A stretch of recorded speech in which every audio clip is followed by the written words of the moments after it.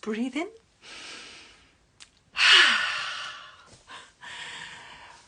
Relax and relax and relax.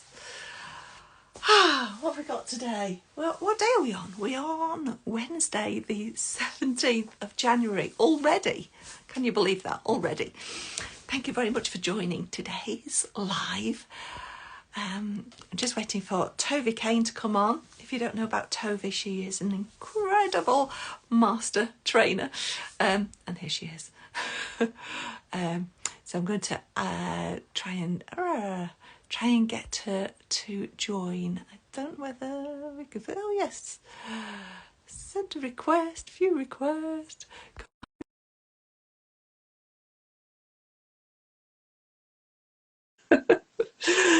Let's see if Tové can come on. Tové, I think she has to press a button or something. There we are. Hello. There we are. Oh, yes. Isn't technology wonderful across all these miles? I love the way you just delicately hop and skip and dance your way across it all and you make it happen. You are seriously good at this. I watched the serious. I waved the serious laughter wand. I know that wand has a wonderment about itself, you know.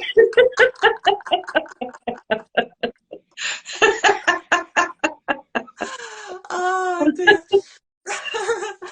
Thank you very much for joining. We're just doing a collaboration for 6 weeks. So at this time, every week for the next 6 weeks, we're talking about different subjects and laughing about different subjects most probably, and sharing some skills, some resources that will help you if you're interested in those subjects. And today's subject is, of course, children's mental health. And a breathe in and a yeah.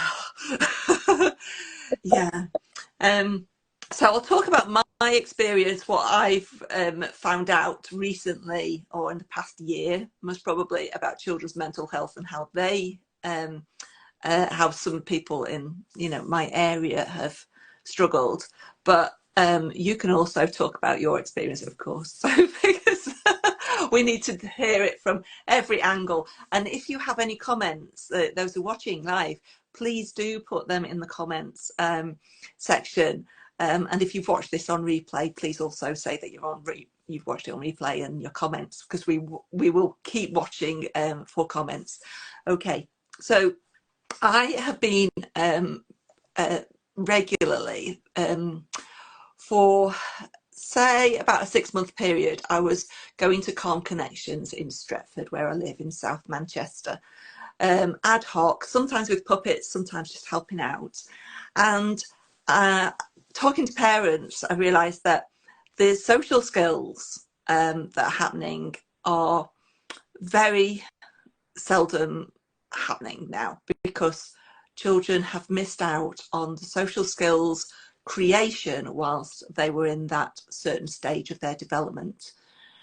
So that means that it manifests in different ways. Sometimes it's in confidence, sometimes it's bullying others.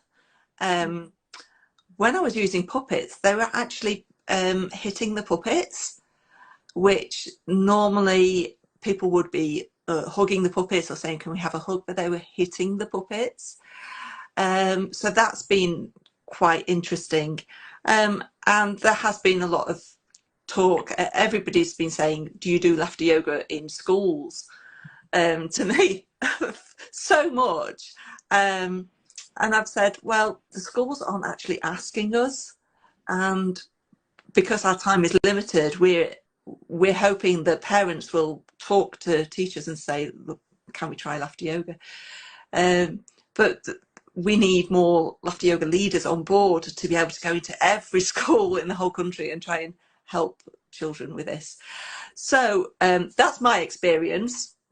Tové, have you found anything out as well? And please pop in the chat as well. Thank you, Sarah. This is such an important topic, and it's very close to my heart. I can remember with my son being at school, and I always, it was the phase. Do you remember when we had, just after the 90s, we had those huge platform shoes? I loved it because I'm not tall, so I suddenly had height about me. But I remember I had these really big platform shoes that were bright yellow, and I can remember as clear as day walking my son into school and saying, and him as the child saying to me, "Mom, please don't be too loud." And my shoes had already said more than I could possibly say. But that was the first time I noticed that the sweet little boy, who was very creative, artistic, and wonderful, was beginning to condition himself according to the approval of others, not from me, not from something I had nurtured in him. And that's when I began to see, aha, this happens culturally, and it happens when they are at school. And this is so important. Sarah, you touched on a subject that I think some of us might not necessarily be aware of, and this is what it is. During the pandemic lockdown, which lasted for such a length of time, the impact on young people at that time, when they couldn't socialize, this is where we acquire our emotional intelligence. And if you speak to anybody in human resources, the first thing that they will say to you is EQ over IQ. That is the reality. So having a greater emotional resilience is far more of a marker for your success than how intelligent you are in terms of logic. So all of these factors come together in human development. And so if we consider these little people who didn't have the opportunity to interact with other young people or with others per se during the lockdown, what we know about the early learning development phase is that it contributes to your behavior, your identification, and the way that you will go on to live your life. And so we know it's very important because the behavior has such a knock-on effect in terms of what's happened at such a young age. So that's why we really want to get into schools with laughter yoga specifically, and why it's important. And there are different ways we can do it. There are ways to do laughter yoga in classes, in assembly, and in various different sessions. And it's so available. And this is what we're excited about. But we need to, first of all, address this problem. 1 in 5 children is actually, I got the statistic from the stats that came out from the NHS for 2023, and it's 1 in 5. We're seeing here 18% of children aged between 7 and 16 have a probable mental disorder. This is not likely having difficulty with mood, likely having issues with anything. This is tangible. This is serious. It's you know, we're not just talking about having difficulties. We're actually going further into the problem of mental disorder, which needs more psychiatric and psychological and all of those different types of modalities that people normally address. What we're saying is there's another option here, and this option might be, I don't know if every mother necessarily wants to see their child on medication. I would imagine most mothers would be so happy to see their child allowed to express, I call it the rainbow of emotions. We have a range of emotions, all the colors. Adults find it very difficult when children are experiencing contracted emotions like anger. This is a difficult emotion for adults to see in children. But if we try to stifle anger, if we try to control anger, it can come back and be much worse. So we need to be able to begin this just open up the space for the expression of emotions and open up the body for the release of emotions. And so laughter yoga is such a great tool because it is this ability to express even things like anger. We can go, oh, I'm so angry, and then we can go, and then we can eventually tight, and then breathe, and then laugh angry, and then cry angry, and then laugh angry.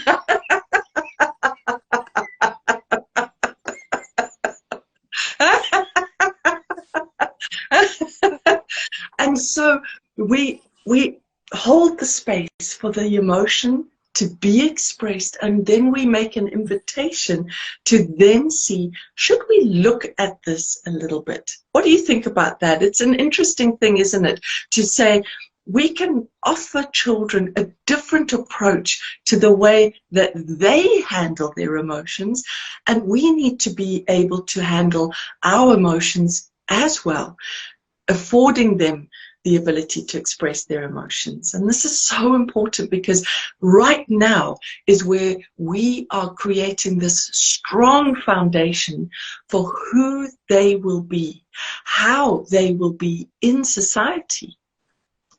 So yeah, well, I look forward to if anybody's got any questions or points, or if you resonate with anything that we're saying there, we really are keen to make this interactive with you. So yeah, it would be lovely Love to to hear. hear what you think about this. I know I've done I work quite a lot with adults, but I have worked in after school clubs as well, and you know, and little toddler groups, car connections and things. But one of the things that I used to do is like a boxing thing to get out anger. So because a lot of our things are a bit like drama games, so we're imagining things, situations. And if you've got a pair of boxing gloves on, it releases so much anger, you know, boxercise and things like that. It releases loads and loads of anger. So, you know, if you just like punching down into the air and punching, but saying laughter sounds like ho, ho, ha, ha, ho, ho, ha, ha, ho, ho, ha, ha, ho, ho. But like the actual action of doing that, it's like, you know, you tense and then you're laughing out that tension. Brilliant.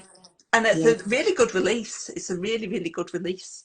And of course, we know all about gibberish as well, don't we, Tové? Yeah. And how that can release anger as well. So perhaps we could just demonstrate a bit of gibberish. Perhaps we're a little bit angry at something, and so we can give that kind of conversation with anger, if you like. So we have a bit of a head-to-head.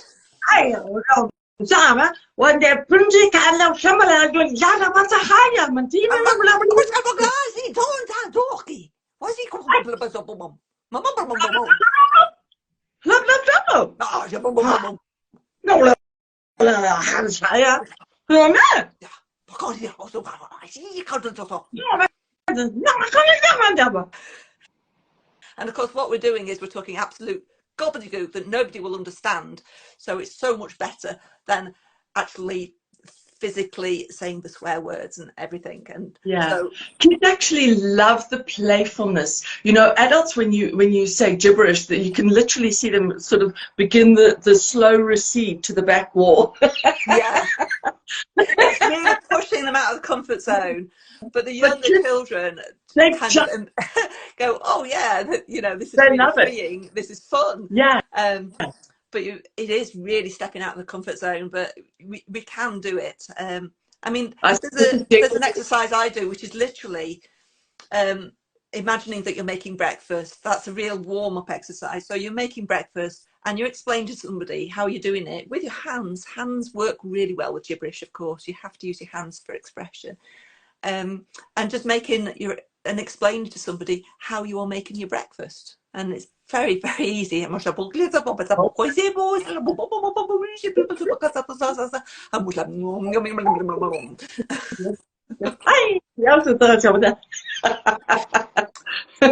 And that's kind of a nice warm-up exercise. If you feel like you can't do the anger release straight away, just explain to somebody.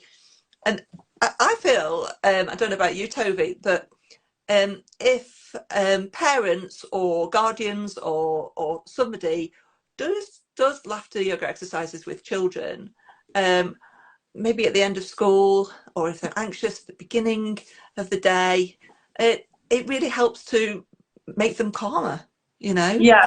And it's laughter helps also to hydrate your brain with more oxygen than normally have oxygen, so about 25% more. Am I right? Yeah. So therefore your brain functions better. And also with the laughing, you actually get to expel the stale air. So when we consider that our lungs have women have about 5 liter lung capacity and men have about 6 liter lung capacity, we only use the top part of the lungs, about 500 mils of air, and we don't usually get into bigger, deeper breathing. A lot of kids hold their breath when they're stressed, like we do. They hold their breath and they get very upset. And what happens is the anger is too abstract. Sometimes they just have the feeling of it. And if we can invite them to connect to what is anger trying to say, this makes it something interesting where they can relate to it. I see there Mrs. Jengles writing, reminds me of Pingu a little bit. Thank you, yes. There's just these wonderful techniques that we're trying to give you as tools, as suggestions, as ideas to work with children. This year, the Children's Mental Health Week is going to be on from the 5th to the 11th of February. And this year it's called My Voice Matters. And I just love this because children, this old idea of children should be seen and not heard, I think it's absolutely destructive and demeaning, but at the same time, I'm sure we've all been somewhere where a child is really just sort of taking over with too much, wild expression for various other techniques that they're after, right? So we've got this situation where people just fundamentally have lost the ability to communicate with each other. We just want to offer that laughter yoga provides a connection again, enabling people to communicate with difficult emotions, with difficult scenarios, and it enables us to wait a little, to listen a little. Another gibberish technique that we'll teach is for children. They can use any words they like, but they must listen for the last sounds that the person used before and pick up on that. So Sarah and I can demonstrate that again in this case. So we're just going to make it a conversation. This isn't an angry one. This is just showing what communication. Ding ding ho. Ding ding ho. Oh, this is about this amount. A moo moo baba zukampi. Pumpkin to poliso. What was your sure? Oh God, I'm thinking we like Lucky. Oh, Monty. Horsey. Oh. See. Oh, see. Oh, see. See. Oh, see. So what that does is it you see, I lost it. I didn't concentrate enough. I lost it. I like where you were going though. Laugh it off. It nurtures active listening. So we really are then tuning into listening, and kids, they love the game because they normally, here's what they're used to: people not listening to them, people actually being irritated with them or telling them to be quiet or making them wait or whatever it is. So for them to actually notice that somebody pays attention and listens, it's a great skill to learn and to acquire. I think that these are the ways that we can help with certainly with mental health. If we're considering that 1 in 5 is dealing with very serious issue, in the UK, we need to start actually doing something about this. So if you are watching this later, please do communicate with us about where you are. What are you facing? What do you need? What does your child need? Very often we're seeing that that bullying is a big thing. We're seeing that isolation is a big thing. And we're seeing that harm is becoming so prevalent. Self-harm, younger and younger. Issues with food, younger and younger. Anxiety is a big problem for kids. And sometimes it's because of the anxiety in the home. So we ourselves could do so much cathartically to release all of these things that we are dealing with just through unconditional laughter. It's not making light of the situation, rather it's making the situation lighter for ourselves. The situation is still serious, but we are just making it lighter for us to process it, and then we can handle it again. Process it, and it's a coping mechanism. This is what I call laughter yoga, and I use it personally for dealing with elderly parents, of course, as you probably know, but it really does help you cope with situations, because without that there's no release. There's very little release, and I've probably shared somewhere, but I'll say it again. Over the past year, I've been doing stress analysis graphs. My data analysis has come up with an average of 45% decreased stress in one laughter yoga session. That's a minimum of half an hour laughter session. So if you think about the compounded effect, if it's 45% less stress, I mean, the happiness levels as well. We should say that you don't have to be happy to do simulated laughter, which then becomes genuine laughter. We need to tell you that, because obviously you think that, everybody has to be happy to do a laughter yoga session. They do not. And it's so accessible for anybody with disabilities as well. So if children are in a wheelchair, or got one arm or can't see, they can still take part in laughter yoga sessions. It's so accessible. So I've got in front of me a list of some more advantages for children to do laughter yoga. So I'm just going to go through them very quickly. They have better motor skills because they have physical exercise. They have lower stress levels, I just said. Increased attention span for learning.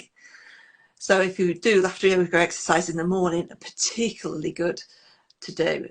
Better balanced mood and emotions, increased energy and concentration, correct breathing, and don't we know that that helps us so much with stress levels as well. Better communication skills, learning to connect and interact socially, learning acceptance and respect, breaking down ego barriers.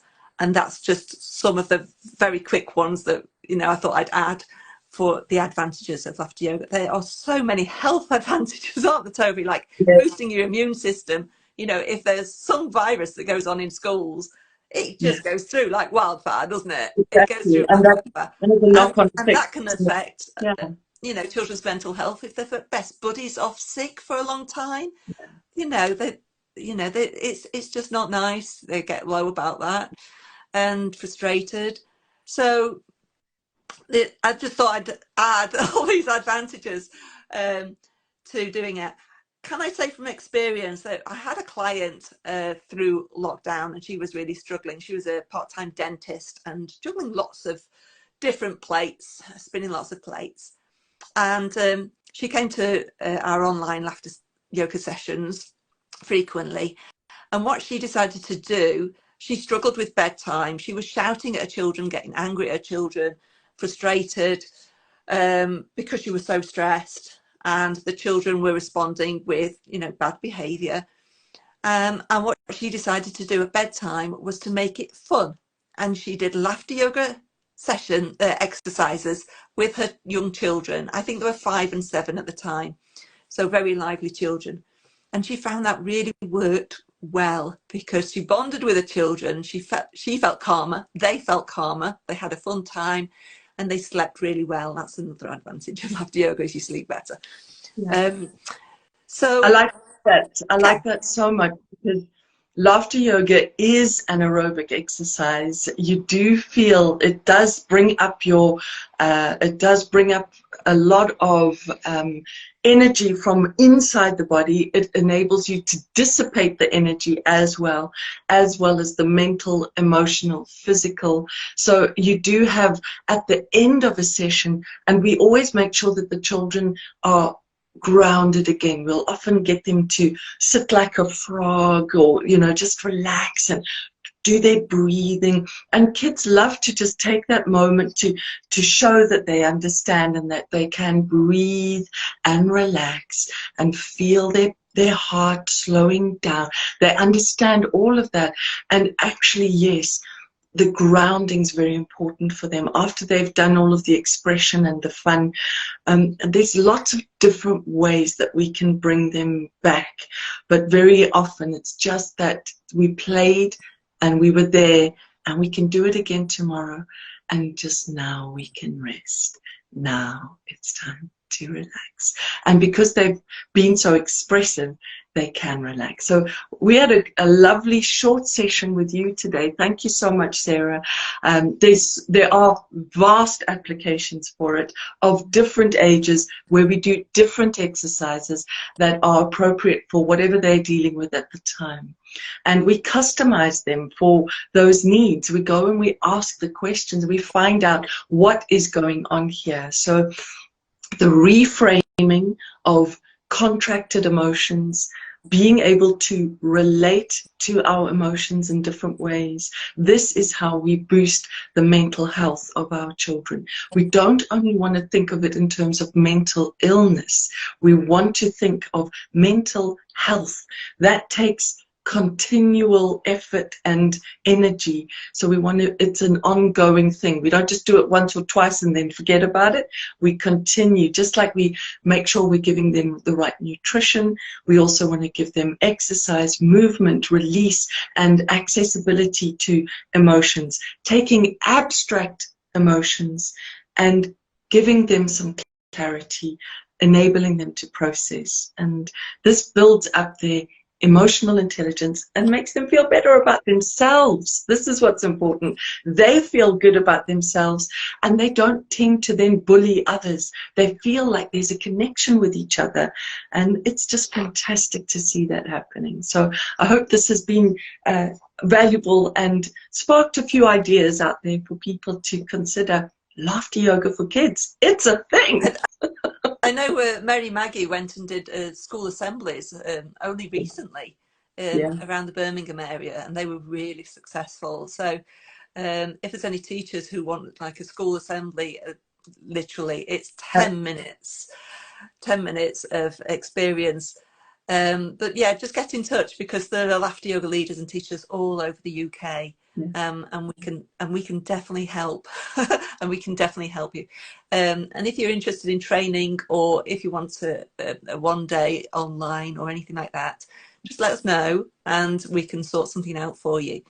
Tové and I, as you probably know, are running an in-person laughter yoga leader training. Can't get my words out. 16th, 17th of February in Manchester. It is virtually full. We have 9 and 3 potential more, so 12. We can probably squeeze 2 more in, and then that'll be it. So if you're interested in training, do let us know, DM me, and I'll set the ball rolling. This kind of training it's a life for yourself as well as for other people. Let's just say. And it's a life-changing experience doing this. It's you embody the learning, you take it into your life, and once you've done that, you never forget it, and it's always available, and you do feel the enthusiasm to take it out to others, knowing that old adage of laughter is the best medicine, that is one thing. But what we want to do is maintain the health, so we don't have to have medicine, right? We want to get into that space, and that's not idealistic, it's possible. So yes, if you can hop on with that training, we would love to see you. It's really good. We can show what that feels like. Breathing in, hold, and just laugh it out.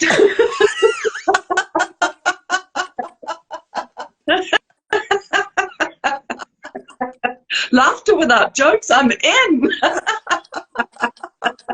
I'll do a cheers to that. I'm phoning friends to tell them now.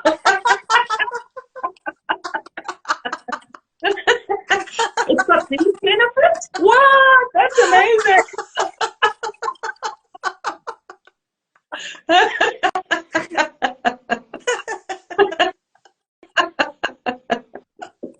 Thank you. Lots of that. Thank you for joining us, everybody, and thank you, Toby.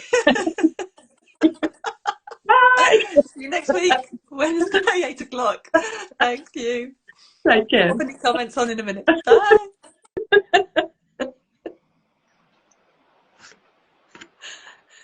We'll laugh till you say bye.